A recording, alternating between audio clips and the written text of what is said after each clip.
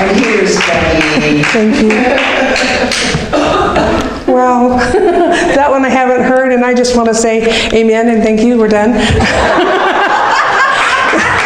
There's the prayer right there, girls and guys. That's the prayer. Wow. Between that and the first one, which was Ricky Byers, right? And I've been singing that song for probably 25 years now, and it fills my heart. And when you started, I haven't heard it in a while, so I was very grateful that you played it. Thank you for sharing. Hi, everybody. I love this church. I love the light that's on. Oops, it looks like my little microphone decided it wasn't going to play well with me right now, so it's going to be challenging because I've already got enough things going on up here. I tried to get all technical. I bought myself a tablet so I can try to do everything. And that, wait a minute, I only have 2 hands. So whatever I wrote down, if it doesn't come out, it wasn't meant to be said, right? If it doesn't work, it just wasn't meant, right? Okay, our attitude determines our altitude. Before we start, I want to tell you about a young man named John. And for John's birthday, his parents gave him a parrot. And he loves this parrot. But once his parents went away, and he was there alone with his parrot, the parrot started cussing like mad. And he's like, what is this? You know, and then he's just, everything was a complaint or a cussing, everything was, negative. And he's like, what is going on? So he decides he's going to try to teach the parrot to be pleasant, to be kind, loving. So he sits down every day and spends time trying to get this parrot to, I love you, pretty boy, all the things you say to the parrot, welcome home, hi John. The parrot wasn't having it. Everything that came out of his mouth was foul. And John's like, what am I supposed to do? So he gets really frustrated and he yells at this parrot. Ooh, the parrot got even madder. He's like, I can't take this, I can't take it. So he picks it up and he shakes the parrot. The parrot just screeching and screaming and just everything was bad. And so he's like, all right, that's it. He lost all hope, figured he couldn't get the parrot to behave, so he sticks the parrot in the freezer. Oh, no. And you can hear the parrot thrashing around, just kicking and screaming and saying all kinds of cuss words and everything. And then all of a sudden it went dead silent. And John's like, what? And he waited and he went out there and he opened it up, and the parrot, he put out his hand, the parrot crawls up on it and goes, I seem to have offended you, John. I'm so sorry. I will not do that again. I will make sure that you are known you are loved, and I love you, and I want to be here with you. And John's like, wow, this is great. So the parrot, the rest of the night was just kind and loving, and John's like, wow, I wonder what the difference was. So he gets ready to put the cape or the blanket over the parrot's cage at night. And the parrot goes, John, one last thing. And he says, yes. He goes, what did the chicken do?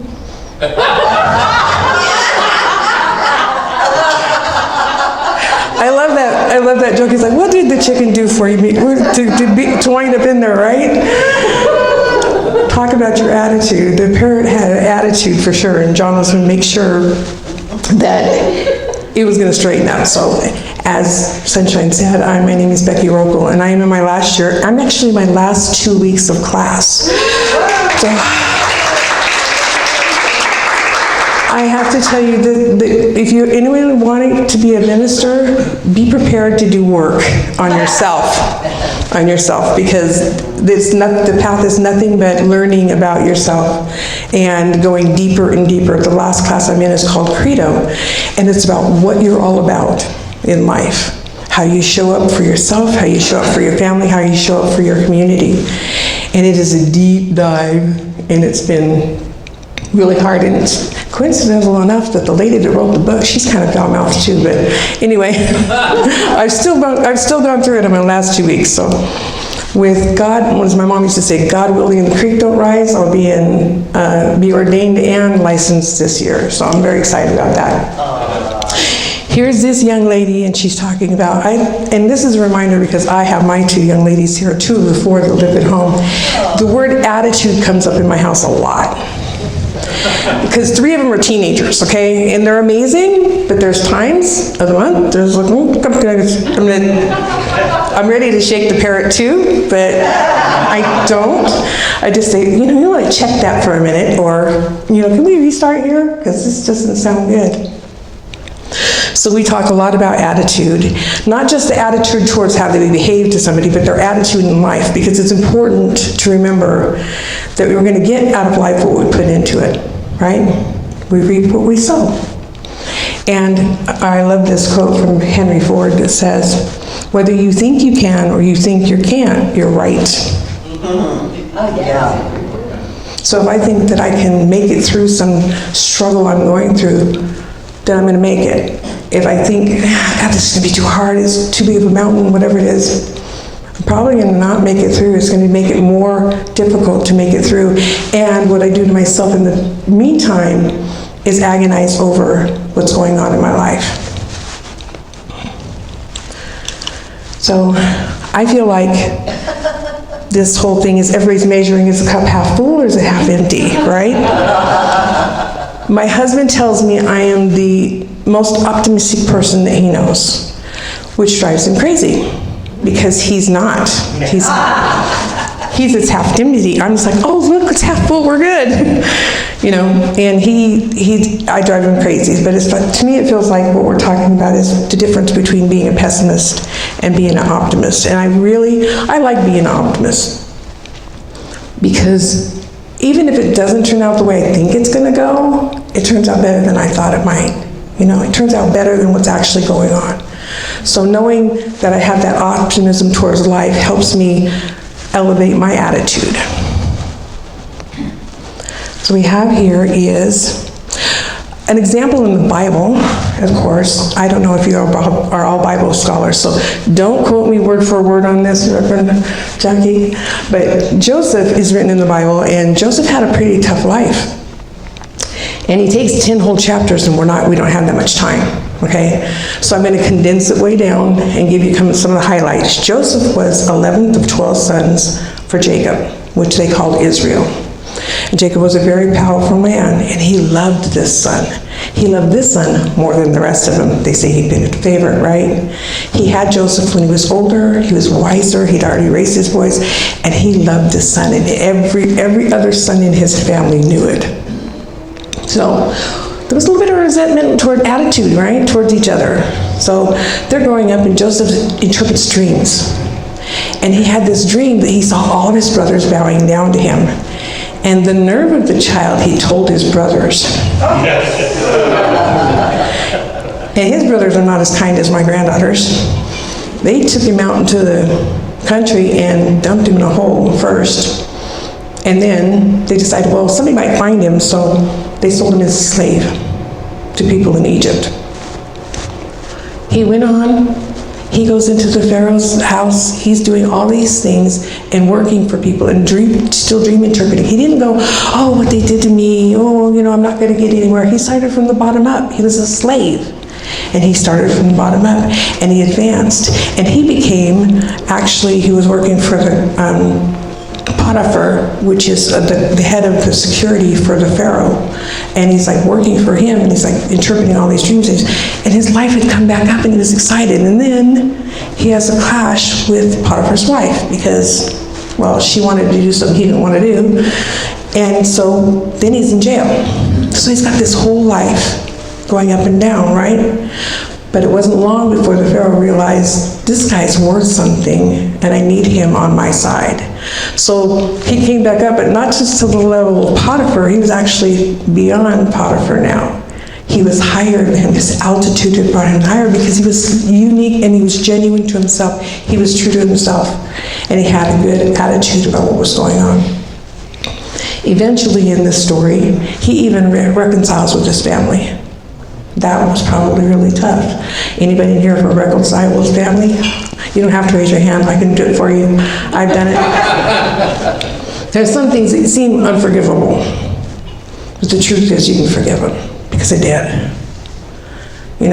I've been in that experience, and I live with the, I forgive you, and then they say, oh, there's nothing to forgive, and I'm like, Okay, that's your experience. But anyway, so all this while he's doing this, he reconciles with his family. He even winds up giving them food because there was a famine going on, and his attitude is what elevated him to keep going. He becomes one of the most powerful men in Egypt at that time. You've got to have a decent attitude to do that, because most of them are probably sitting down in the jail going, oh, woe is me, I'm not going to get anywhere, I'm going to stuck here forever for the rest of my life, you know? His attitude helped him move on. And then we have another example. Anybody ever heard of the man's search for meaning? Oh, yeah. Oh, I was given this book by a psychotherapist probably, I don't know, a couple decades ago. And he knew I needed it, but this book's amazing. If you haven't ever read it, the first probably 2/3 of it is talking about Viktor Frankl and his family. And Viktor Frankl was a, what they call it, Australian psychiatrist and psychotherapist. In 1942, his family and him were sent to concentration camps. Because we know what was going on, anybody that knows any history, we know what was going on within at that time, right? Within just a little time, his father passes away, and all these atrocities are happening around him. And being the headsy guy that he is, the psychoanalyst, he's watching. And he's seeing that some people are okay, and some people are being beat down, and they're gone, they die.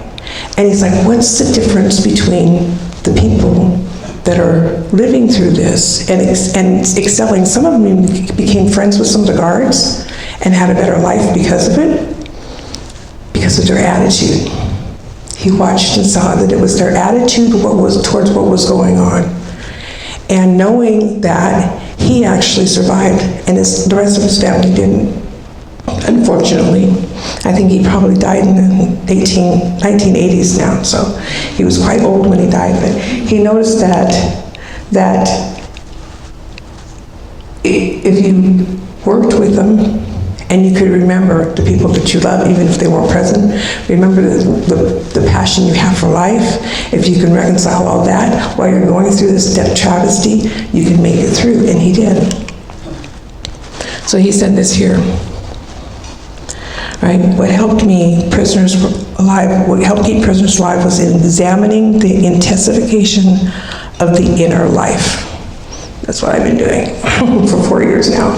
Examining what's going on inside me and my relationship to what's going on outside of me. And he said this, that love goes very far beyond the physical person or of the beloved. So just love for life and love for what's going on, it finds its deepest meaning in its spiritual being, his inner self.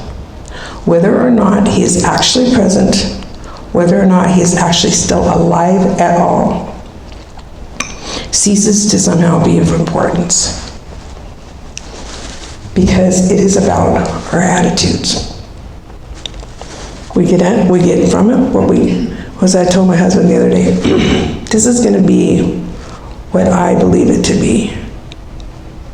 I can think that the challenges in my life are going to be bad, and they're going to be bad, because that's going to be my experience, and I'm going to pick every piece of it out to say how bad this is going to be. Or I can say, like that beautiful song, you know, what am I going to do with my life? It's going to be okay. I'm not alone in any of this, and neither are any of you. You're not only connected to your Christ light, you're connected to each and every person here and each and every person out there. And that connection will help us elevate our attitude in life. We have the choice, right? We can choose to be negative, we can choose to be the pessimist or the complainer.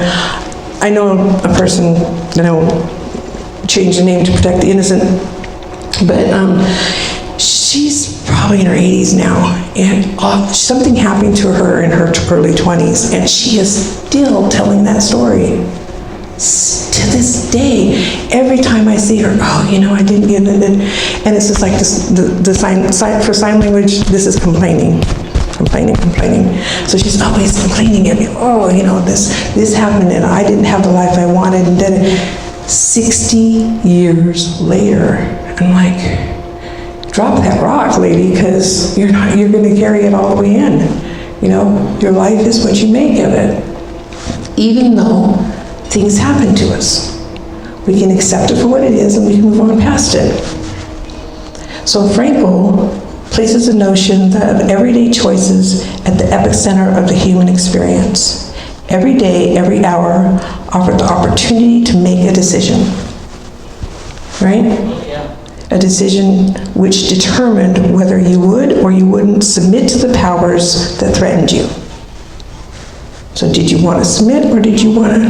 And I'm not talking about fighting about it. In a concentration camp, probably the ones that fought were the ones that didn't make it too. You know, I have never had to face that horror. You know, and I bless all those people that do. I'm not sure how many people are even left after that travesty. But he realized it's the power of choice. And that is our attitude towards it. Anybody know this lady? By the name Mary Caroline Page? Mother Myrtle. You know? Mother Myrtle. This is the co-founder of Unity, right? She had tuberculosis when she was young. She knew there was a way to get better. She went and saw E.B. Weeks at this tent revival thing, and he told her, it's your mindset. Where's your mindset? And she understood. And she went home, and for 2 years she prayed to be healed from tuberculosis. It took her 2 years. And not only in that praying, she started teaching other people to do this. This is how our Unity movement started, with her and Charles. She started doing these healings with other people, and people were actually healed, and she was actually healed from tuberculosis. And she says this. She says, I was very sick, and I had all the ills of the mind and body that I could bear. And that medicine and doctors ceased to give me the relief that I was in despair until she herself found practical Christianity with E.B. Weeks. She was healed and then began to help healing others and to teach others how to heal, to in fact change their attitude about what's going on in their lives and how they can change it. This is the example I love the most. So anybody know the story about the eagles and the storms? Okay, good. I have a fresh audience here. So most of the time when a really bad storm is coming, you know animals can sense it, right? The shift of the wind, the smell, whatever it is they're getting it. They get it way before we do as people, because we've got all these other things taking up our energy. But birds usually hunker down. They get into, hold on to branches, get into trees, or they can even get down on the ground if it's going to be a bad storm, and they hold on tight. They just hang there and hope that they make it through. The eagle doesn't. The eagle uses the wind from the storm to fly above it. It actually heads into the storm and uses that wind itself to elevate it up. That's what I want to be. I want to be the eagle. Because whatever happens in my life, I want it to bring me to a place where it's okay. And I'm going to experience this, and on the other side, it's going to be okay. It's really going to be okay.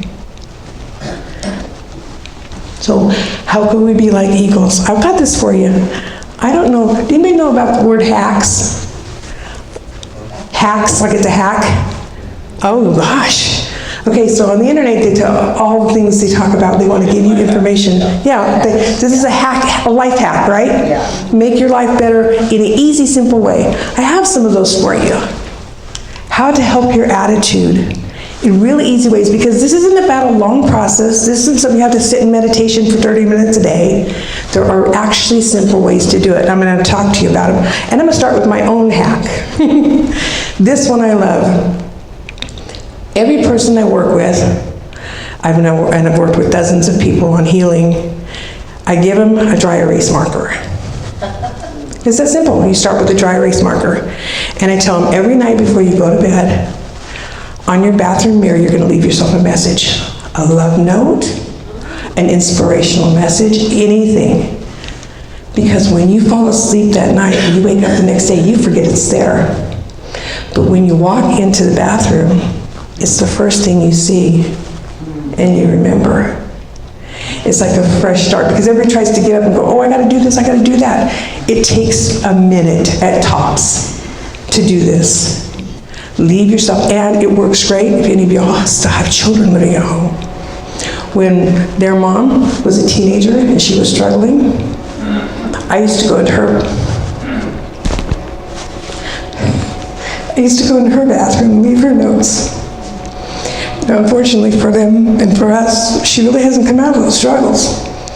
And I hope somewhere she's getting those love notes, but I used to do that for her when she was a teenager, because I knew she was struggling. I was like, there's gotta be a way, because they don't wanna listen to their mom, you know? Even the grandkids, they're like, ah, you're so old, what do you know, you know? I'm ready for my cane, right? These two aren't bad. The older ones are like, the ones that are in high school are, yeah, you're old, Grandma. But, you know, that dry erase marker, and it doesn't damage your mirror. It doesn't. I had one lady that took it so seriously. You know those closet doors that are all mirrors? Every piece of it was covered with it. I'm like, do you read this every morning? Or what? I was talking about a sentence or two on the bathroom mirror, just to give yourself that inspiration in the morning. Maybe that night you've had, the day before you had a bad day, you know, or whatever, or you had a good day. Take a piece of it, put it on the mirror, and say, oh, it was a good day. This morning you will have the day you need to have, and it will raise you up. Or anything you want to put on there. Just give yourself that moment. Because I tell you, when you wake up, you're not thinking that it's there. So when you see it, you surprise yourself. We have any journalers here? Journalers? Okay. Have you ever went back and reread your journals from years ago and went, did I write that? Yeah. It's the same thing. We don't recognize our wisdom when we're in the middle of our crap. But if we leave ourselves a note, we recognize it. Okay, I've got some more. Do you know Mel Robbins? She's an author and an inspirational talker. She's a coach. And she says every morning, she's got a whole book about it, give yourself a high five.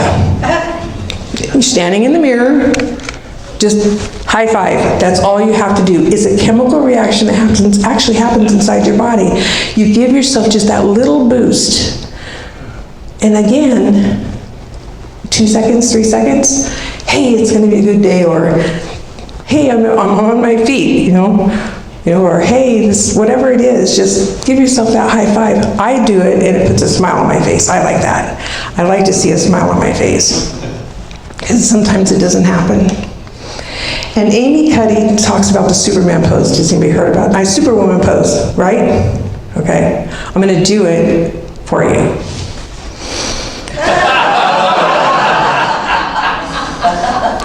Now you guys can get up and do it for me. Let's do it. Let's recognize how it feels inside our bodies. Take a couple big deep breaths in. You don't have to do this one in front of the mirror. You can feel it without the mirror. I'm so glad you did that. How wonderful. Somebody actually, I figured at that point you guys would go, she's lost it. But what if you did that she says do it for 5 minutes a day. That's all you need. When you do that, I don't know about you guys, but I felt my whole chest open up. Yeah. And when your chest is open, you are present. You are in the moment. And that's where our strength and power is, because we're in this moment and we're all together. I actually love that. It's another 5-minute hack. You know, and I've got 7 of them, so you can do one a day, or you can do all 7, whatever you want. And of course, the science of gratitude journaling. Now, I know they took this really, made this a big deal for a long time, but I don't write out like 5 things, blah, blah, blah. But I do give gratitude every night for what's happened in my life. And I recognize that even my challenges give me the opportunity for growth. So I will thank them for showing up. I've been going through Mother Myrtle's healing letters lately, and reading it myself, and realizing the challenges that these people met in the 1800s, early 1900s, were a lot different than ours, but still, nonetheless, I mean, can you imagine without the science that there is today and all the technology that we have behind it and all the cures people have, they went through it raw, and they prayed themselves through these things. If they can do it, I can do it, right? So, Be thankful for something, anything. Be thankful that you have warm socks, because there's people out there fighting that have wet socks and they're in trouble. You know, anything that you can be thankful for. And of course, unity, denials, and affirmations. And they use them in that order, okay? Because there's a specific reason you put the denial before the affirmation. You want to let go of what you think is holding you back, and you want to affirm what you want to happen in the future. I let go of this, whatever it is, and I know my strength lies in, and you can use that anyway. And then again, how long would it take to write an affirmation, you know? For goodness sake, go on the Unity website, they've got some there. I'm sure some will fit, because we're all the same. And then Dr. Rizzo says, smiling in the mirror. Anybody do that? They say if you smile in the mirror, the chemicals also change. If you can do it for up to like 10 to 15 minutes, you're actually reshaping the chemicals in the brain neurons that flow through you. That's a little bit longer, but still, heck, a smile at yourself. You know, just smile. You don't have to say anything. You don't have to, oh, it's gonna be wonderful. Just smile and see how different your face starts to look after a week, after 2 weeks, after 3 weeks. Because you will start noticing the changes just physically in the way you look at yourself. And then, does anybody remember getting the Reader's Digest? Oh, yeah. My mother got that like that was the only thing I think that was a constant in our family. And they had the laughter, and this is the best medicine. That was the only part of it I was allowed to read. But she would get that book and she would sit down. And you know, you can buy the book that just has those laughter parts. 100 years of those silly, goofy jokes. We need to laugh. People have cured themselves from things through laughter. Literally. There's been proven that people have cured themselves from cancer just by laughing. And if you don't want to read the Reader's Digest, look up, there's all over YouTube. There's all over every social media, TikTok, you know, all of them. And they're free. I like YouTube, and particularly Dry Bar. Okay, it's a comedy club called Dry Bar, and it is from Utah, because I grew up in Utah, but it's a dry state, that's why I call it Dry Bar. But the comedy's clean, that's why I like it. Because sometimes I can take the foul stuff, but for the most part, I think you can be funny without being foul. So I like watching Dry Bar, and they have full episodes, 30, 40 minutes. Laugh, come on. We take ourselves way too serious, because you know, none of us are getting out of here alive. Right? So laugh. And if you want to, that's my 7 days. Take a picture so you can remember the 7 days. And just pick one a day. Whatever you want to do, pick it and use it, or pick them all and use them all every single day. Because even if you did every single one of them for like 5 minutes or so, it's like 30 minutes or so. You know, 30, 35 minutes. Especially the high five, you only got a couple seconds, you know? And the power pose, I like the power pose. I should have had my camera out though and got you guys, because that was really good. You guys did good on that one. So this is Dr. Frankl before he was pulled into the concentration camp.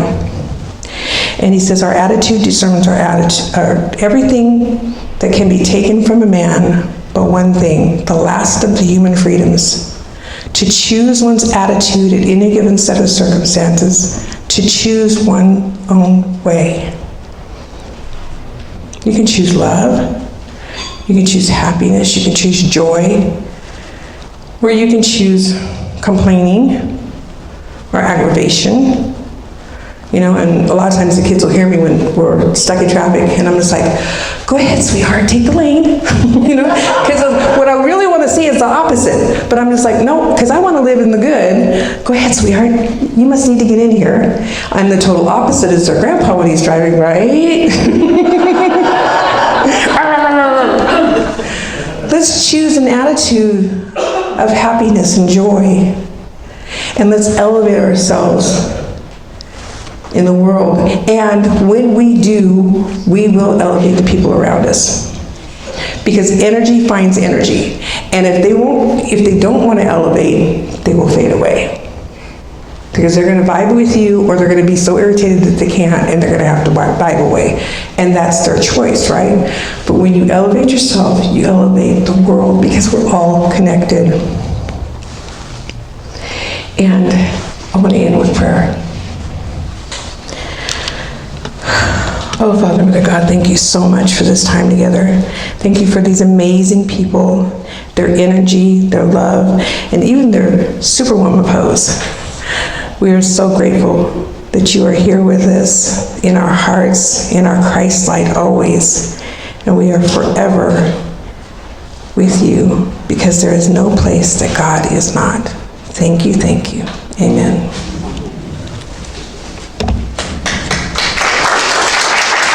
Sorry. I think I messed it up.